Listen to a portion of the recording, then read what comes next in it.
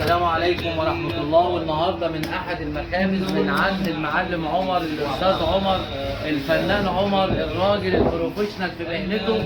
وطبعا الشغل كله معمول هاند ميل، معمول بالإيد، ما عندوش غير العجان البسيط اللي هو بيشتغل فيه. وطبعا المهنة ديت مهنة العيش خير بلدنا، ومعانا الأستاذ عمر وهو بيشتغل. طبعا انا جيت اقول له يا معلم فكره، انا بطلع في ادوار وراجل بروفيشنال، فانا بعتز بكلمه معلم واستاذ زي مع بعض.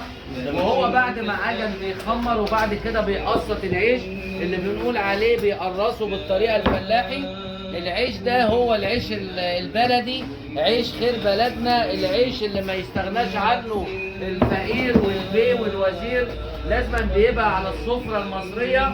وطبعا الأستاذ عمر من الناس البروفيشنال في المهنة بتاعته، وانتظرونا إن شاء الله مع التخمير ومع الخبيز.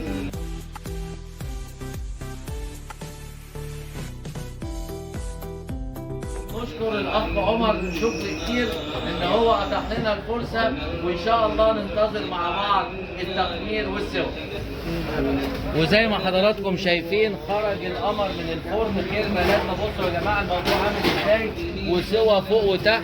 وطبعا احنا النهارده بنصور في مخبز المصطفى، من اجمل المخابز في منطقه الهرم ومنطقه الليبيني. واشوفكم على خير، وانتظروني في فيديو جديد، والسلام عليكم ورحمه الله وبركاته.